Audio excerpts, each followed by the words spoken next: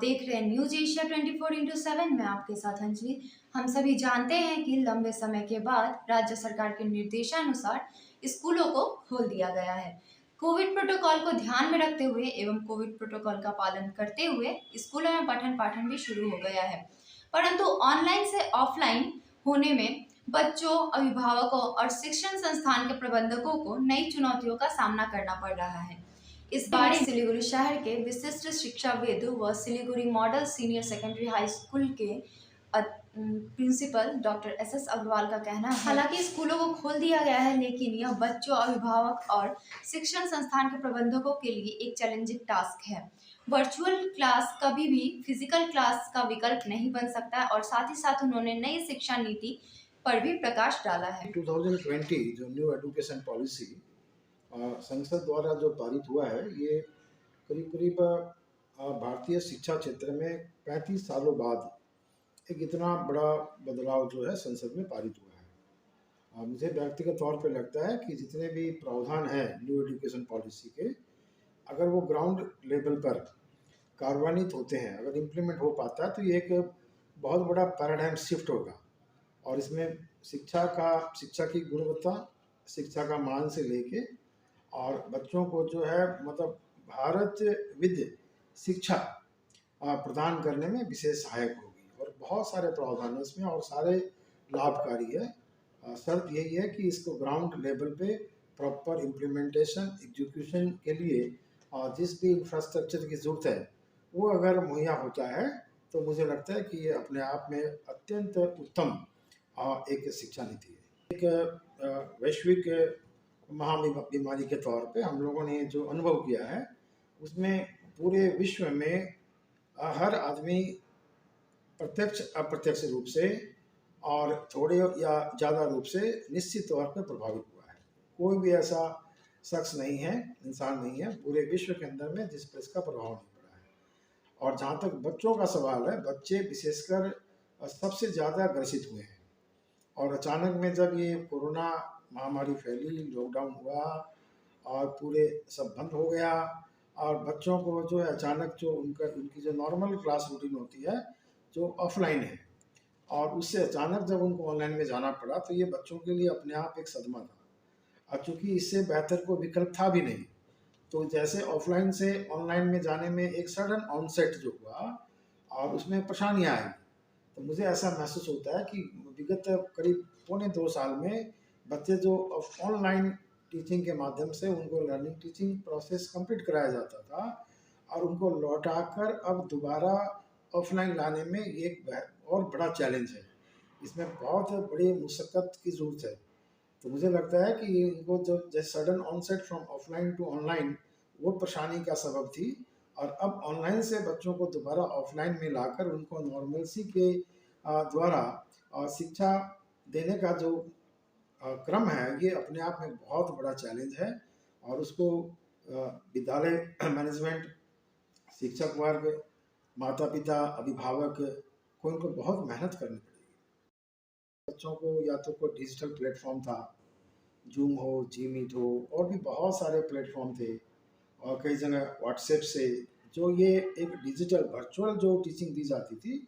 और उसमें ये दुर्भाग्य है कि उसमें बहुत बड़ी संख्या में बच्चे जो रेगुलर क्लासेस नहीं करते थे, वो क्लासेस ज्वाइन कर लेते थे और उसके बाद में उनका ऑडियो बंद, वीडियो बंद और बच्चा नदारद। और वो उसी वक्त को जो है वो बच्चे किसी को due to the diversion of the mind, और वो दूसरे साइबर मीडिया के अंदर में वो विचरण करता था। और उससे धीरे धीरे कर कर ये उनकी जो आदत बन गई और उनको शिक्षा से विमुख होकर बच्चे एक अलग दुनिया में जो है रहने लगे। और उस वजह से बच्चों की जो अभ्यास जो था बच्चों का, वो परिपक्व हो गया एक नकारात्मक दिशा में। ये सबसे बड़ा नुकसान है। और ये खुला है, तो इसमें मुझे लगता है कि ये तो एक सुखद पहलू है, अच्छी बात है। और थोड़ी मुशक्क़त करनी पड़ेगी, चैलेंजिंग टास्क है, उनको लौटा के लाना ही है। क्योंकि ये वर्चुअल जो एजुकेशन है, जो ऑनलाइन के माध्यम से, और मुझे नहीं लगता कि ये ऑफलाइन फिजिकल क्लासों का विकल्प बन सकता है। हालांकि कई तरह के नए नए प्रावधान तैयार हो रहे हैं, इवन की न्यू एजुकेशन पॉलिसी में भी, और उसमें कि कुछ ऑनलाइन माध्यम से भी बच्चों को शिक्षा दी जाएगी, सिर्फ स्कूली बच्चों को नहीं है, कॉलेज है, विश्वविद्यालय, universities and institution of higher education, वहाँ पे ये दोनों क्रम साथ साथ चलेगी, ऐसा एक हम लोगों का अनुमान है, जिसको ब्लेंडेड टीचिंग कहते हैं, that will be an admix amalgamation of both offline and online teaching. तो आने वाले समय में लगता है कि शायद यही एक न्यू नॉर्मल पड़ा है।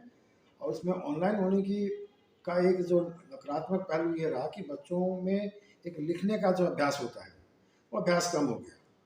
और अभी जब अचानक में बच्चों को ऑफलाइन एग्जामिनेशन की बात कही जाती है तो उनको एक परेशानी होती है। हर अभिभावक, पेरेंट्स भी चाहता है कि उनका बच्चा जो है ऑफलाइन एग्जामिनेशन लिखे, किंतु बच्चे की तरफ से एक प्रतिवाद होता है।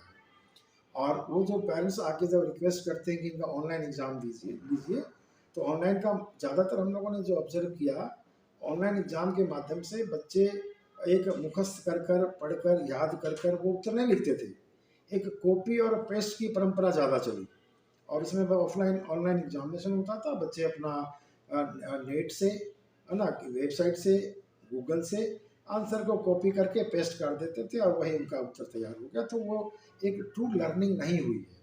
और इस वजह से यही एक चूँकि क्रम लंबे समय तक चला, करीब-करीब पौने 2 साल चला, अब बच्चों में ये आदत बन गई है, उनका यही अभ्यास हो गया है।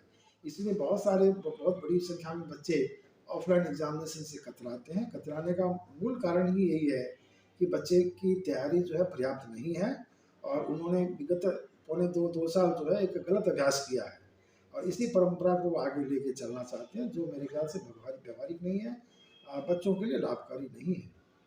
कोरोना को लेकर पूरे विश्व में कई तरह के रिसर्च पेपर आए हुए हैं, कई तरह की स्टडीज़ है, कई तरह की धारणाएं बनी हैं, कई तरह की अभिधारणाएं बनी हैं, बहुत सारे थॉट्स आए हैं। और उसमें ये भी कहा जाता है एक पहलू, हालांकि ये साइंटिफिक अप्रूव नहीं है, एक पहलू जो कि महत्वपूर्ण है कि ये जितने भी जो ग्लोबल ये फार्मा कंपनीज होती है, उनकी देन है। आज हम लोग जब नॉर्मलसी की तरफ आ रहे हैं तो हम लोग देख रहे हैं कि कोरोना को लेके जो मन में भय था आज पहले दिन, और वो आज भय नहीं है। और इवन कि कोरोना पीरियड के अंदर में बच्चों को स्कूल आने से रोका गया, सरकार की अपनी पॉलिसी है और उसकी उसका अनुपालन उसको मानना हम लोगों का दायित्व है। तो बच्चों को स्कूल आने से रोका गया कि कोरोना फैलेगा, किंतु वो बच्चे तो घर तक सीमित नहीं थे। वो बच्चे खेलने भी जाते थे, पार्कों में भी जाते थे, मॉल्स में भी जाते थे, पिकनिक में जाते थे, रिक्रिएशन में जाते थे, सब जगह बच्चे जाते थे। तो क्या सिर्फ बच्चे के स्कूल आने से ही कोरोना फैलेगा? ये अपने आप में एक बड़ा प्रश्न है। और मुझे व्यक्तिगत तौर पे लगता है कि स्कूल के अंदर में हम लोग बेटर मैनेजमेंट में बच्चों को देखते हैं और यहाँ पे जितने भी कोविड प्रोटोकॉल्स हैं, मास्क पहनने से लेके इवन कि सैनिटाइज़र का यूज़ करना है, हाथ धोने हैं, सोशल डिस्टेंसिंग, वो वास्तव में फिजिकल डिस्टेंसिंग मेंटेन करना है, तो वो मुझे लगता है कि हर स्कूल में बेहतर तरीके से मेंटेन होता है। जो कि ये बाज़ार के अंदर में इस तरह से वहाँ भी बड़ी संख्या में लोग एकत्रित होते थे और ये फेस्टिवल्स होते थे, सारी चीज़ें लोग भीड़ इकट्ठी करते थे। तो वहाँ जब कोरोना नहीं फैल सकता तो स्कूलों में कोरोना फैल जाएगा, ये मुझे लगता है अपने आप में एक मिथ्या, एक रॉन्ग असेसमेंट था। साथ ही उन्होंने पास करने के उद्देश्य से परीक्षा में बैठने वाले विद्यार्थियों को आगाह करते हुए कहा कि शिक्षा का उद्देश्य जीवन का सर्वांगीण विकास है, न कि पास होना। देखिए, हर परीक्षाओं का जो मूल्यांकन होता है, जो कि लंबे समय तक यही क्रम चलता है कि ज़्यादा मार्क्स अगर आते हैं तो बच्चा ज़्यादा मेधावी है, ये एक सोच है। अगर आप कुछ डाटा का एनालिसिस करेंगे, देखेंगे कि जितने कॉम्पिटिटिव एग्जामिनेशन होते हैं, ज्वाइंट एंट्रेंस हो, मेडिकल एंट्रेंस, नीट एग्जामिनेशन हो, या जितने भी राष्ट्रीय स्तर के जितने भी कॉम्पिटिटिव एग्जामिनेशन हैं, और उसमें जो बहुत जो हाई स्कोरर है उनकी बहुत बड़ी संख्या नहीं होती है जो कि एग्जामिनेशन में क्लिक करते हैं। और जो मीडियोकर होते हैं, मीडियोकर बच्चे ही ज़्यादा इसके अंदर में सक्सेसफुल रहते हैं। तो मार्क्स कभी भी सफलता का पैमाना नहीं रहा। और मार्क्स अगर सफलता का पैमाना है तो मुझे लगता है कि ये एक बिल्कुल तरह से सच्चा पैमाना नहीं है, क्योंकि आगे बढ़ने के लिए मार्क्स सहायक होते हैं, पर मार्क्स ही एकमात्र पैरामीटर नहीं है जो बच्चों को आगे ले जा सकेगा। उसके लिए एक अलग विद्वता, अलग एक मेधावी बच्चे का होना आवश्यक है। और जो कि जो एवरेज बच्चे होते हैं 50, 60, 70% के बीच में जिनका नंबर आता है, वो भी जीवन के अंदर में काफ़ी ज़्यादा सफल होते हैं। और बल्कि मैं तो ये मानता हूँ कि जो बहुत ज़्यादा मार्क्स जिनका मिलता है 95, 96, 98, और उनकी बनस्पत जो मीडियोकर स्टूडेंट होते हैं जिनको एवरेज मार्क्स आता है, तो एवरेज मार्क्स वाले बच्चे जो है वो लंबी दौड़ के घोड़े होते हैं। वो लंबे समय तक अपनी जो है शिक्षा की प्रक्रिया को आगे बढ़ाते हैं और सफलता को अंजाम देते हैं। उनकी संख्या ज़्यादा है। देखिए, दबाव काम नहीं लगता है, काम भी लगता है तो बहुत ज़्यादा काम नहीं लगता। ये दबाव की दिशा सफलता की दशा को प्रभावित करती है। अब एक उदाहरण के तौर पे मान लीजिए एक अंडा है, और अंडे के ऊपर से हम अगर दबाव डालेंगे तो क्या होगा? विनाश होगा। और वही जब अंडे के भीतर से जब जो दबाव आता है और उससे नए जीवन की उत्पत्ति होती है, तो ये दबाव जीवन में बहुत ज़रूरी है। और क्या मायने क्या रखता है कि दबाव की दिशा, ये दबाव बच्चे के अपने अंदर से आना चाहिए। ये दबाव का एक अनुभूति होनी चाहिए जिसमें बच्चा उसको दबाव शब्द यूज अप्रोप्रिएट नहीं होगा। बच्चे के अंदर में एक ऐसी भावना होनी चाहिए कि मुझे जीवन में शिक्षा के क्षेत्र में तरक्की कर आगे बढ़कर मुझे वेल स्टैब्लिश्ड होना है। तो ये वो भीतर से जो दबाव आता है, बच्चे के भीतर से जो एक अनुभूति होती है, एक सोच होती है, वो ज़्यादा कारगर होती है। और बाहर का दबाव जो कि मैं कहता हूँ कि ये पेरेंट्स को थोड़ा सा संयम रखना चाहिए, क्योंकि इसके अंदर में शिक्षा इस्टाब्लिशमेंट को लेकर, सक्सेस को लेकर, इसमें बच्चे का एप्टीट्यूड, उसकी योग्यता क्या है, और बच्चे का इंटरेस्ट, ये दोनों मायने रखते हैं। एप्टीट्यूड और इंटरेस्ट दोनों मिलकर ही सफलता की सीढ़ी को आगे बढ़ाते हैं। इसीलिए पेरेंट्स को स्वीकार करना चाहिए कि क्योंकि पांचों अंगुली बराबर नहीं है, तो बच्चे का उनका इंटरेस्ट क्या है। और मुझे लगता है कि जहाँ भी बच्चे का इंटरेस्ट हो उसमें आगे बढ़ने के लिए पेरेंट्स को अपने अपने बच्चों को प्रोत्साहित करना चाहिए। तो उससे बच्चे के जीवन में वो जो सफलता का पैमाना तय करेंगे, उससे वो अर्जन भी करेंगे, आय अर्जन भी करेंगे, और वो खुशी के साथ में जीवन यापन करेंगे। क्योंकि खुशी पहला पैरामीटर होना चाहिए जीवन यापन के लिए, हाई सैलरी या अर्थ अर्जन नहीं। एसएस अग्रवाल ने कहा कि बच्चों का होलिस्टिक डेवलपमेंट ही शिक्षा का मुख्य उद्देश्य होना चाहिए।